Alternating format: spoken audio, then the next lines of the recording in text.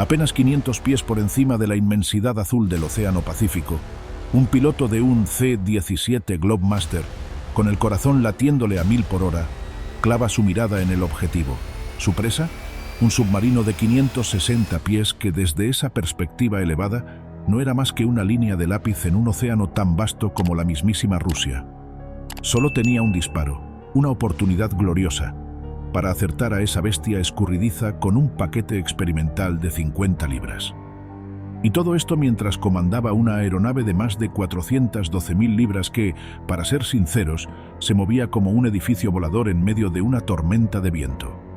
El destino de 3 años de planificación, millones de dólares en inversión y un ejército de cerebros que habían trabajado sin descanso se jugaba en ese instante. Fallar por apenas 50 metros y todo se iría al traste en un desastre monumental que llenaría páginas de reportes y terminaría en interrogatorios incómodos. Pero si, por una casualidad cósmica, conseguía impactar directamente al submarino, entonces el piloto tendría que dar explicaciones al Congreso de cómo había accidentalmente bombardeado un activo nuclear de miles de millones de dólares. El margen de error era cero. El tiempo restante para ejecutar la maniobra se reducía a segundos, cada tic-tac convirtiéndose en una descarga de adrenalina pura que sacudía a la tripulación como un golpe eléctrico. La odisea había comenzado mucho antes, cuando el C-17 Globemaster se elevó majestuosamente desde la base aérea en Hawái. A bordo llevaban algo que podía revolucionar la forma en la que los submarinos operaban, o por el contrario, demostrar que algunas ideas lucen perfectas en diapositivas de PowerPoint, pero son desastrosas en la práctica. 4 turbofanes, Pratt y Whitney, impulsaban esa mole de acero y aluminio con una fuerza que hacía temblar el aire mismo. En la bahía de carga, asegurado con correas básicas y sin la más mínima sofisticación tecnológica, se encontraba el paquete de prueba.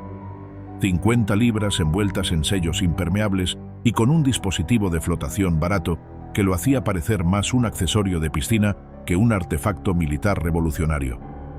La misión, al describirla en papel, sonaba casi infantilmente simple: volar cientos de millas sobre mar abierto, encontrar un submarino de la flota estratégica, entregar el suministro experimental y volver a casa. Pero cualquier persona con algo de experiencia sabía que lo que se lee fácil en un plan de operaciones es, en la práctica, una pesadilla. El submarino llevaba horas sumergido, en completo silencio de radio, desplazado por corrientes invisibles y patrones de deriva calculados para ser imposibles de predecir. Era como buscar un agujero negro en un mar azul, con la única diferencia de que el agujero negro podía moverse decenas de millas sin previo aviso. El radar del Globemaster cobraba vida como un órgano vital.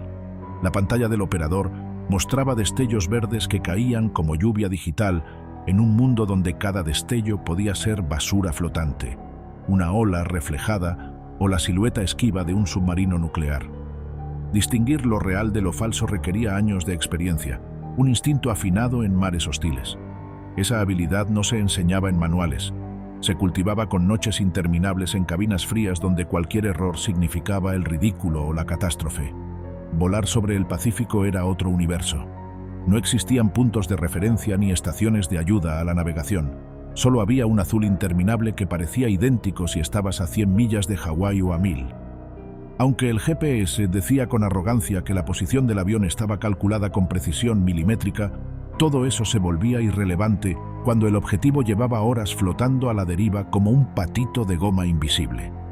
La última posición conocida del submarino era apenas un punto en una cuadrícula inmensa.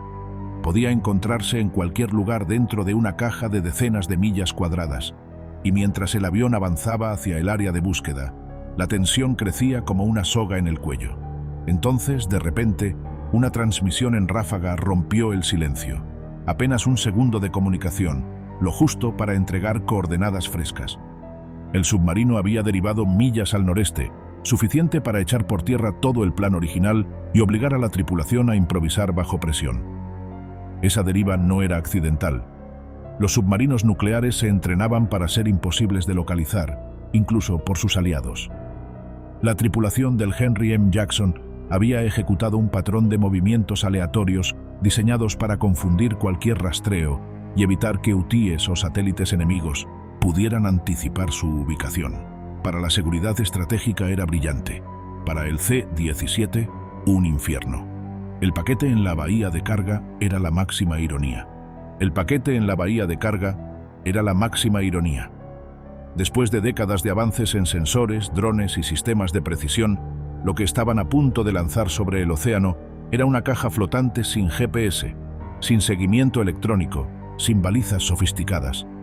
Nada, solo plástico, espuma y fe. La simplicidad era un principio casi filosófico. Cuanto más simple, menos cosas podían salir mal. El agua siempre flota, los circuitos siempre fallan. Cuando el radar finalmente pintó un contacto débil que coincidía con la posición enviada, un murmullo recorrió la tripulación. Apenas una línea intermitente que aparecía y desaparecía entre el caos de reflejos marinos. Pero ahí estaba, sólido y persistente. El monstruo negro de 560 pies emergió tímidamente en las pantallas, todavía invisible a simple vista. Ahora tocaba enhebrar la aguja. Nadie en la historia había intentado alimentar a un submarino desde un avión de carga estratégico. El C-17 no había sido diseñado para esto. Era un avión hecho para dejar caer tanques y vehículos blindados sobre pistas improvisadas, no para lanzar cajas pequeñas sobre objetivos móviles en medio del océano. Pero si esto funcionaba, cambiaría para siempre la manera en que los submarinos podían permanecer desplegados, extendiendo su autonomía sin necesidad de puertos amigos. El descenso a 500 pies fue como meter a un rinoceronte en una cristalería. A esa altitud, el efecto suelo convertía el aire en un enemigo impredecible. La aeronave saltaba y se elevaba como si alguien le hubiera metido un trampolín debajo. El piloto sudaba mientras mantenía la bestia bajo control, consciente de que estaba a una fracción de segundo de perder la estabilidad. Abajo, el submarino luchaba con su propio ballet de acero. Mantenerse firme en la superficie sin levantar una estela visible requería un equilibrio delicado entre tanques de lastre y propulsión mínima. Cada ola intentaba volcarlo en un balancín multimillonario, y la tripulación bombeaba agua de un tanque a otro para mantener el casco nivelado.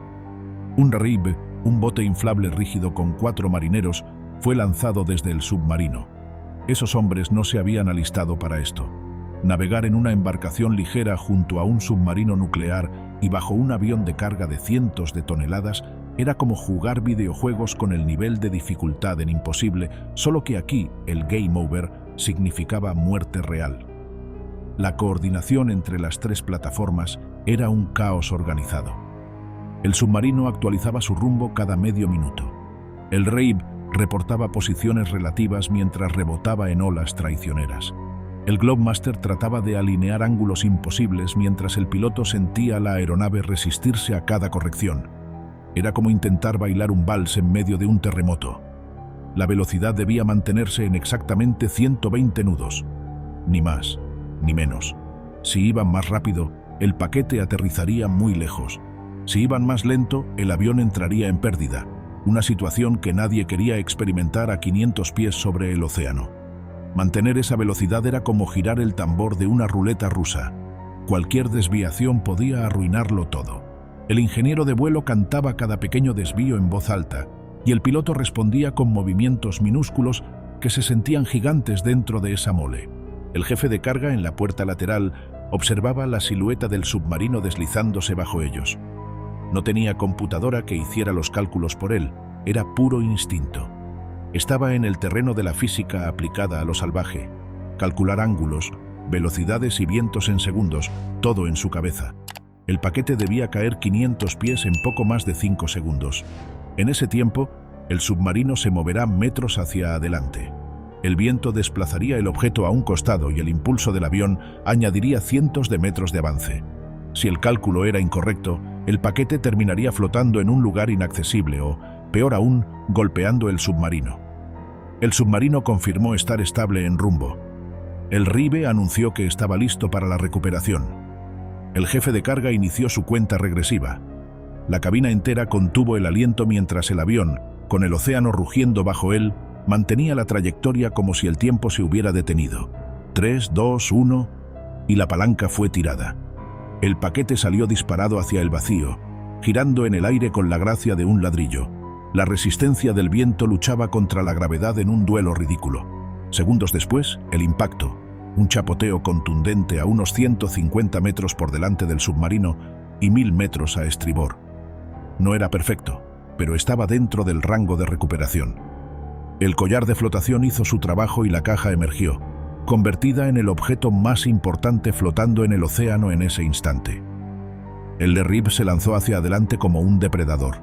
Los marineros extendieron brazos y ganchos para atrapar el contenedor, asegurándolo mientras las olas intentaban arrebatárselos.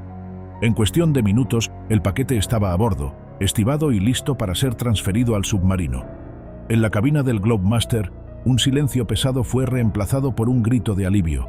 No habían inventado la pólvora, pero acababan de demostrar que lo imposible podía ser posible. Si ese paquete hubiera sido comida, piezas críticas o incluso material clasificado, el submarino habría recibido lo necesario sin tener que exponerse ni salir a puerto. La tríada nuclear de Estados Unidos acababa de volverse un poco más inmortal.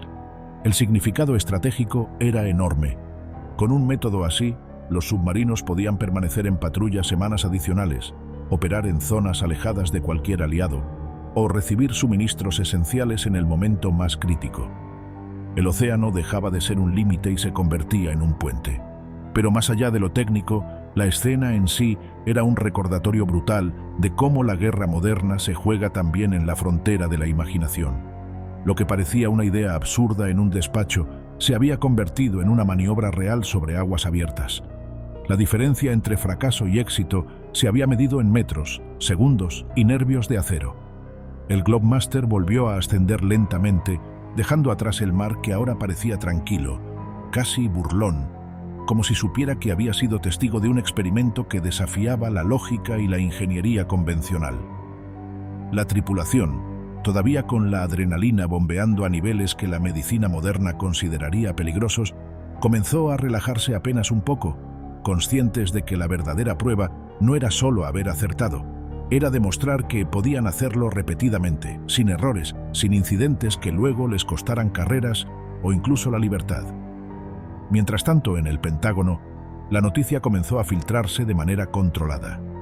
La maniobra había sido observada en tiempo casi real por un pequeño grupo de oficiales de alto rango y analistas de inteligencia. Sus rostros reflejaban una mezcla de incredulidad, admiración y, para algunos, terror puro. Un paquete de 50 libras lanzado desde un avión de transporte estratégico sobre un submarino nuclear había funcionado a la perfección en su primera prueba práctica. Algunos pensaban en las ventajas logísticas inmediatas, la posibilidad de mantener unidades en el mar más tiempo sin exponerlas a puertos vulnerables, la reducción de riesgos en operaciones de apoyo y la capacidad de suministrar material crítico sin alertar al enemigo. Otros, más escépticos, comenzaron a ver los escenarios de desastre.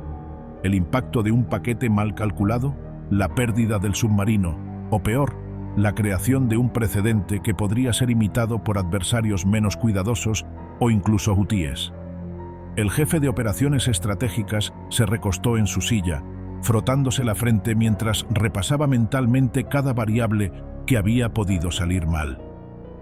El paquete había caído dentro de la ventana de recuperación, pero si una ráfaga de viento inesperada hubiera empujado el contenedor unos metros más allá, todo habría sido un fracaso rotundo. La diferencia entre éxito y fracaso había sido de milésimas, y la capacidad de la tripulación para calcular instintivamente la trayectoria había sido la única razón por la que el experimento funcionó.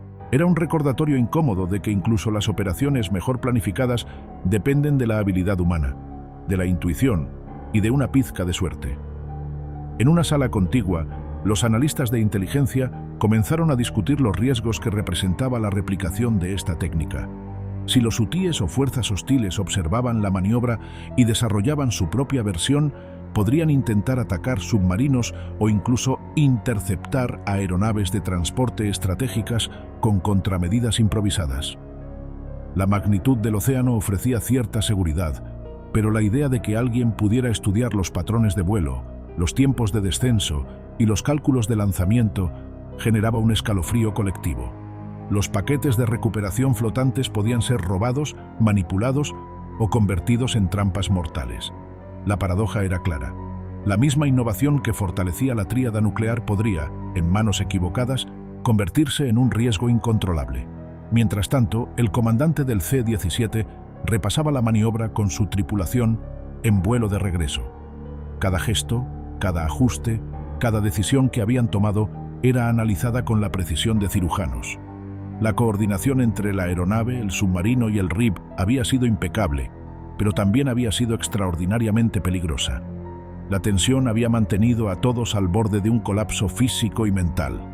La manera en que el piloto ajustó la velocidad en exactamente 120 nudos, cómo el ingeniero compensó pequeñas fluctuaciones del motor y cómo el jefe de carga lanzó el paquete en el instante preciso, era un ballet calculado al milímetro, un equilibrio imposible entre cálculo, instinto y coraje.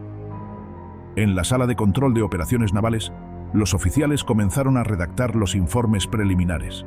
Cada detalle contaba: la velocidad del viento, la altura exacta del lanzamiento, la posición del submarino, los segundos de vuelo del paquete, la deriva causada por las olas y los ajustes finos en la propulsión del RIB. Todo debía ser documentado, no solo para la historia militar, sino también para futuras misiones que podrían requerir una repetición de la operación. Cada variable se convirtió en una fórmula, cada movimiento humano en un parámetro que debía replicarse o mejorarse. La tecnología había proporcionado las herramientas, pero la ejecución dependía de la precisión y la concentración de la tripulación. En los días siguientes, los ingenieros evaluaron los sistemas del paquete de prueba. Su simplicidad era su mayor virtud. Sin GPS, sin electrónica sofisticada, flotaba y esperaba a ser recogido. Esto generaba debates técnicos. ¿Debían seguir confiando en la simplicidad extrema o integrar sistemas que incrementaran la precisión a riesgo de fallas tecnológicas? Algunos argumentaban que la sencillez mantenía la operación confiable bajo cualquier circunstancia. Otros veían la oportunidad de mejorar la exactitud del lanzamiento con sensores avanzados y telemetría. Cada propuesta se discutía bajo la sombra del riesgo. Un error podría costar millones, o peor, poner en peligro la integridad del submarino. Mientras tanto, en la flota de submarinos, la noticia circulaba entre la tripulación. La idea de recibir suministros sin exponer la posición era un cambio radical en la doctrina de operaciones. Los submarinistas evaluaban mentalmente todas las variables: la velocidad de superficie, el trimado del casco, la coordinación con embarcaciones ligeras y la precisión en el cálculo de lanzamiento. Para ellos, esta maniobra representaba una ventaja estratégica invaluable, pero también una responsabilidad.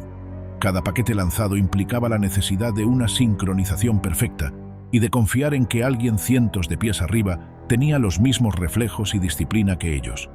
En el Pentágono, las discusiones políticas comenzaron a mezclarse con las técnicas. ¿Cómo presentar el éxito sin alarmar a la opinión pública o a los legisladores sobre la vulnerabilidad de los submarinos a observadores externos? ¿Cómo explicar que una operación que parecía de ciencia ficción había funcionado sin mostrar debilidad estratégica ni abrir precedentes peligrosos? Los oficiales tuvieron que redactar informes diplomáticos y de seguridad nacional, detallando los beneficios sin dejar de advertir sobre los riesgos de replicación por hutíes o naciones hostiles. Al mismo tiempo, los analistas de inteligencia comenzaron a simular escenarios. Cada variable, desde la deriva de corrientes oceánicas hasta la turbulencia inesperada provocada por el aire comprimido bajo las alas del Globemaster, se convirtió en un parámetro que podía predecir éxito o fracaso. Se estudiaron patrones de error humano, efectos meteorológicos y la mínima desviación que podría arruinar la operación. Incluso las pequeñas olas que parecían inofensivas se analizaron como posibles factores críticos, capaces de desviar un paquete cientos de metros y poner en riesgo la integridad de la misión. En paralelo, se realizó un seguimiento de la repercusión internacional. Se evaluó cómo otros países podrían interpretar la maniobra, una demostración de capacidades avanzadas, un ensayo experimental o una vulnerabilidad explotable. La inteligencia militar debía anticipar cualquier intento de copiar la técnica, desarrollar contramedidas y preparar protocolos de defensa. La operación no solo era un éxito técnico, sino también una pieza de ajedrez geopolítico, donde cada movimiento podía tener repercusiones estratégicas inmediatas. Dentro de la cabina del Globemaster, la tripulación comenzaba a comprender el impacto de su hazaña. Lo que habían hecho no era solo una maniobra arriesgada, era una redefinición de cómo la logística submarina podía ser entendida. La precisión de sus movimientos, la coordinación con el submarino y el RIB, y la capacidad de ejecutar el lanzamiento bajo condiciones extremas demostraban que la innovación, combinada con instinto y disciplina, podía desafiar los límites de la operación militar convencional. Por otro lado, los expertos en tácticas navales empezaron a cuestionar hasta qué punto esta maniobra podría volverse rutinaria. Cada éxito requiere repetición para convertirse en doctrina. Cada intento futuro debía medir no solo la capacidad del avión, sino también la resistencia psicológica de la tripulación y la fiabilidad del paquete. Se entendió que, aunque un paquete de 50 libras podría parecer trivial, su entrega exitosa dependía de un ecosistema entero de sincronización humana y mecánica. La conversación en los pasillos del Pentágono giraba también en torno a las implicaciones éticas y de seguridad. ¿Se debía publicar información parcial para demostrar capacidad sin revelar vulnerabilidades? ¿Cuánto de la operación debía permanecer clasificado para proteger la integridad de la tríada nuclear? Cada palabra escrita en un informe podía generar ansiedad internacional o alertar a UTIES sobre nuevas formas de interceptar submarinos o aeronaves de transporte. La operación había sido un éxito, sí, pero también un recordatorio de que la línea entre la innovación y el riesgo extremo era más delgada que nunca. Mientras la tripulación regresaba a su base, se hablaba de la adrenalina, de la tensión y del alivio que seguía al lanzamiento. Sabían que habían participado en algo histórico, que había sido registrado y observado por altos mandos y analistas de inteligencia. Cada gesto, cada cálculo, cada maniobra había sido crítico. Nadie podía replicarlo sin el mismo nivel de entrenamiento, coordinación y audacia. Y, sin embargo, la sensación de vulnerabilidad permanecía. El océano, infinito y cruel, podía dar la espalda en cualquier momento, y el error más pequeño podría ser catastrófico. Los siguientes días se dedicaron a revisar meticulosamente los datos recopilados. La trayectoria del paquete fue modelada varias veces. La velocidad de caída, la posición del submarino y las condiciones de viento se verificaron y cotejaron. Cada variable se convirtió en lección, cada error potencial en enseñanza. La operación, que comenzó como un experimento de logística arriesgada, ahora se transformaba en un manual de procedimientos potencialmente revolucionario. El Globemaster y su tripulación se convirtieron en referentes para futuras operaciones. La hazaña demostraba que incluso sobre mares que parecían infinitos, con objetivos móviles y condiciones imposibles, la combinación de precisión humana, cálculo meticuloso y nervios de acero podía superar límites que antes parecían infranqueables. Pero como siempre, cada ventaja estratégica traía consigo nuevas amenazas, y los planes futuros debían anticipar no solo la eficacia, sino también la seguridad y la replicabilidad frente a adversarios observadores y UTIES dispuestos a aprender de los errores ajenos.